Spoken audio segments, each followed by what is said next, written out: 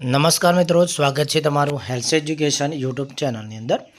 મિત્રો, આજના વિડીયોની અંદર આપણે વાત કરીશું police sub inspector wireless, technical operator અને police sub inspector motor transport તેમજ હેડ કોન્સ્ટેબલ ડ્રાઈવર મશીનર માટે જે જગ્યાઓ પડેલ છે તેના માટે આપણે ઓનલાઈન આવેદન કઈ રીતના કરી શકીએ છીએ।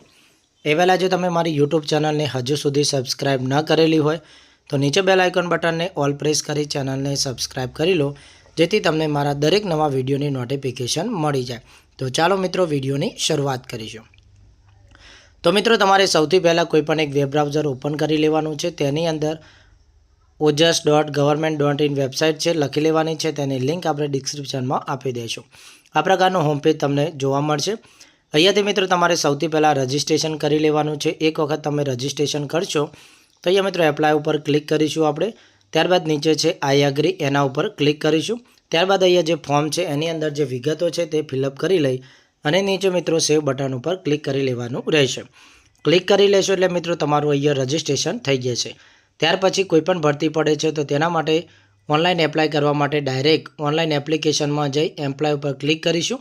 અહીંયાથી તમારે જાહેરાત પસંદ કરવાની છે, જેમ કે આ જાહેરાત છે આપણે પસંદ કરી લેશું। હવે અહીંયા મિત્રો ત્રણ જાહેરાત છે, જેમ કે police sub inspector wireless technical operator, police sub inspector motor transport અને head constable driver machine grade 1।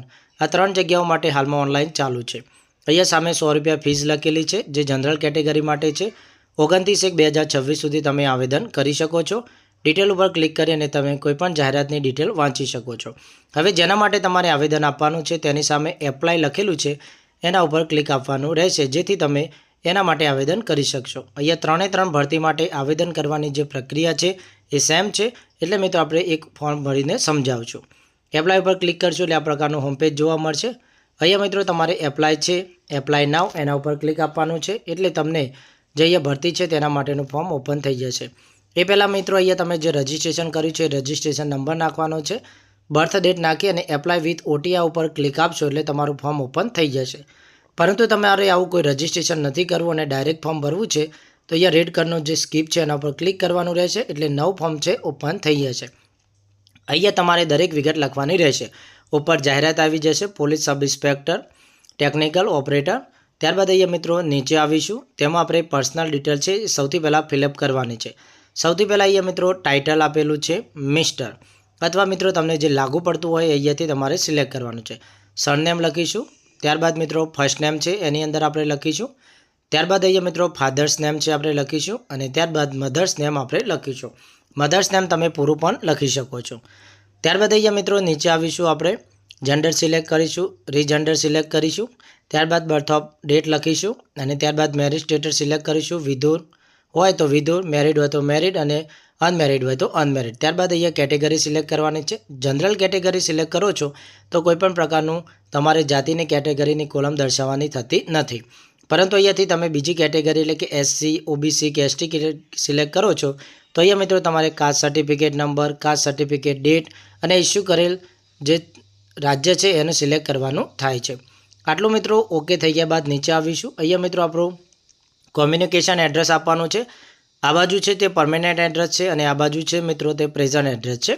અહીંયા મિત્રો પ્રેઝન્ટ એડ્રેસની વાત કરીએ તો સૌથી પહેલાં સ્ટેટ ગુજરાત આપેલું છે। ત્યારબાદ અહીંયા મિત્રો નીચે તમે જોઈ શકો છો ડિસ્ટ્રિક્ટ, તો એની અંદર મિત્રો સિલેક્ટ કરવાનું છે। અહીંયાથી મિત્રો તમારો ડિસ્ટ્રિક્ટ છે એ તમારે સિલેક્ટ કરી લેવાનું રહેશે। તમે મિત્રો ડિસ્ટ્રિક્ટ સિલેક્ટ કરી લેશો એટલે નીચે તાલુકાનું ઓપ્શન છે એ ઓપન થઈ જશે। એ મિત્રો તમારે તાલુકો પણ અહીંયાથી સિલેક્ટ કરી લેવાનો રહેશે। એવી જ રીતના પરમેનન્ટ એડ્રેસમાં પણ ડિસ્ટ્રિક્ટ સિલેક્ટ કરી લેવાનો છે, અને ત્યારબાદ તમારો તાલુકો આવી જશે, સિલેક્ટ કરી લેવાનો રહેશે। પરમેનન્ટ એટલે કાયમી એડ્રેસ, અને પ્રેઝન્ટ એડ્રેસ એટલે હાલમાં તમે વસવાટ કરો છો તે એડ્રેસ। પિનકોડ લખવાનો છે બંને બાજુ એરિયાનો। ત્યારબાદ અહીંયા મિત્રો નીચે આવીશું પ્રેઝન્ટ એડ્રેસમાં, તો મોબાઈલ નંબર આપવાનો છે મિત્રો। નીચે રીટાઈપ મોબાઈલ નંબર તમારે લખવાનો છે। એવી રીતના પરમેનન્ટમાં ઈમેલ આઈડી આપવાનું છે, નીચે રીટાઈપ ઈમેલ આઈડી લખવાનું રહેશે। ત્યારબાદ નેશનાલિટી છે મિત્રો એ આપણે ઇન્ડિયન રહેશે। આવી રીતના તમારું કોમ્યુનિકેશન એડ્રેસ છે તમારે ફિલઅપ કરી દેવાનું રહેશે। ત્યારબાદ અધર ડિટેલ છે। સૌથી પહેલાં મિત્રો તમારી ઓળખ આપવાની છે, આધાર કાર્ડ, વોટર આઈડી કાર્ડ, કોઈપણ એક તમારે સિલેક્ટ કરવાની છે।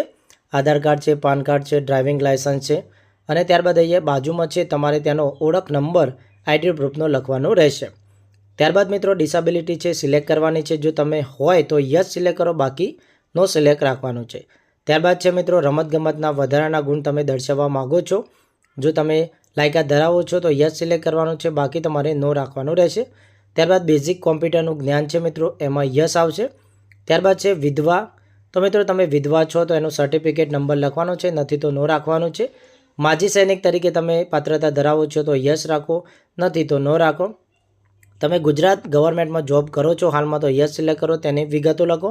એવી જ રીતના મિત્રો તમે વર્ગ 3માં વાયરલેસ વિભાગમાં જોબ કરો છો, સેવા બજાવી રહ્યા છો તો યસ સિલેક્ટ કરો, બાકી નો રાખો. આ તમામ વિગતો છે ફિલઅપ કરવાની છે. ત્યારબાદ મિત્રો અહીં આપણી જે ભાષા છે એ આપણે અહીંયા જણાવવાની છે. આ પરીક્ષા છે મિત્રો હિન્દી અને ગુજરાતી એમ બંનેનું જ્ઞાન હોવું જરૂરી છે, એટલે તેની સામે તમારે રીડ, રાઇટ અને સ્પીકમાં ટીક કરી દેવાનું રહેશે. અંગ્રેજી ભાષા તમે વાંચી, લખી અને બોલી શકતા હોય તો પણ એ તમે ટીક કરી શકો છો. એમાં તમને ના આવડતું હોય તો કોઈ વાંધો નથી. ત્યારબાદ અહીંયા મિત્રો આપણે નીચે આવવાનું છે, આપણું એજ્યુકેશન ડિટેલ લખવાનું છે. અહીંયા મિત્રો પોસ્ટ માટેની જે ક્વોલિફિકેશન છે તે આપેલી છે, એમાંથી તમને જે લાગુ પડે છે એ તમારે અહીંયાથી સિલેક્ટ કરી દેવાની રહેશે. બાકીની જે 2 જાહેરાતો છે તેમાં પણ આવી જ રીતના મિત્રો તમારી ક્વોલિફિકેશન છે એ સિલેક્ટ કરવાની રહેશે અને સેમ આવી રીતના જ ફોર્મ ભરવાનું રહેશે. ત્યારબાદ પર્સન્ટેજ લખવાના રહેશે. ત્યારબાદ અહીંયા બાજુમાં છે મિત્રો આપણો ક્લાસ દર્શાવવાનો છે, ડિસ્ટિંક્શન ફર્સ્ટ, સેકન્ડ, પાસ કે નોટ એપ્લિકેબલ, એટલે કે તમે એક કરતાં વધારે ટ્રાય કરેલા છે. યુનિવર્સિટી આવશે, Gujarat university, HNG university, south with Narmad university, તમને જે લાગુ પડતી હોય તે. ત્યારબાદ સ્ટેટ છે તે મિત્રો ગુજરાત રહેશે. ત્યારબાદ અહીંયા મિત્રો આપણું જે પાસિંગ યર છે એ આપણે લખવાનું રહેશે. નંબર ઓફ ટ્રાયલ, કેટલા ટ્રાયલે પાસ કર્યું છે તે દર્શાવવાનું છે. અને લાસ્ટ તમારું ટ્રાયલ સર્ટિફિકેટ દર્શાવવાનો રહેશે, છેલ્લી માર્કશીટનો. ત્યારબાદ યસ બટન ઉપર ક્લિક કરી અને સેવ બટન ઉપર ક્લિક કરી લેવાનું રહેશે. આટલું થઈ ગયા બાદ મિત્રો તમારી જાહેરાત છે ઓકે ભરાઈ ગઈ છે. આ નંબર છે મિત્રો એને તમારે અહીંયાથી કોપી કરી લેવાનો છે. ફોટો અપલોડ કરવા માટે તેની જરૂરિયાત પડશે. ઓનલાઈન એપ્લિકેશન, ફોટો અને સિગ્નેચર અપલોડ છે એના ઉપર આપણે ક્લિક આપીશું. ત્યારબાદ અહીંયા મિત્રો એપ્લિકેશન નંબર છે એ આપણે એપ્લિકેશન નંબર હાલ કોપી કરી તે નાખીશું. ત્યારબાદ આપણી જન્મ તારીખ છે એને આપણે નીચે નાખીશું અને કેપ્ચા કોડ આપીશું, એટલે મિત્રો આપણી માહિતી ઓપન થઈ જશે. અહીંયા મિત્રો ફોટોગ્રાફ અને સિગ્નેચર આપણે બંને અપલોડ કરવાનો છે, જેની સાઇઝ 15 KB થી વધુ હોવી જોઈએ નહીં. તો અહીંયા મિત્રો આપણો ફોટોગ્રાફ અને સિગ્નેચર અપલોડ થઈ ગયો છે. હવે આપણે એપ્લિકેશનને કન્ફર્મ આપીશું. ફરીવાર એપ્લિકેશન નંબર કોપી કરેલો પેસ્ટ કરીશું, જન્મ તારીખ નાખીશું, કેપ્ચા કોડ નાખી અને ઓકે બટન ઉપર ક્લિક આપીશું. તો અહીંયા મિત્રો નીચે આપણી જે માહિતી છે તે આવી ગઈ છે. એકવાર તમારે ચકાસી લેવાની રહેશે અને ત્યારબાદ કન્ફર્મ એપ્લિકેશન એના ઉપર ક્લિક આપવાનું રહેશે. અહીંયા મિત્રો માહિતી એક વખત ચેક કરી લેવાની. જો ભૂલ હોય તો એડિટ ઓપ્શનમાં જઈ અને એડિટ કરી લેવાની. એક વખત કન્ફર્મ આપ્યા બાદ તમારી ભૂલ છે મિત્રો એ સુધરશે નહીં. તો મિત્રો અહીંયા કન્ફર્મ એપ્લિકેશન છે એને ઓકે કરી દેશું. અહીંયા મિત્રો તમે કન્ફર્મ આપી દેશો એટલે ઓકે માગશે. ઓકે આપી દેશો એટલે તમારી એપ્લિકેશન કન્ફર્મ થઈ ગઈ છે. અહીંયા તમને એક કન્ફર્મેશન નંબર આપેલો છે નીચે, એને મિત્રો તમારે કોપી કરી લેવાનો રહેશે. અહીંયાથી મિત્રો તમે પ્રિન્ટ એપ્લિકેશન નીચેથી કરી શકો છો. હવે પે ફી ઓનલાઈન છે એના ઉપર આપણે ક્લિક આપવાનું રહેશે. જાહેરાત છે મિત્રો અહીંયા સૌથી પહેલાં આપણે પસંદ કરી લઈશું જે જાહેરાત ભરી છે તે.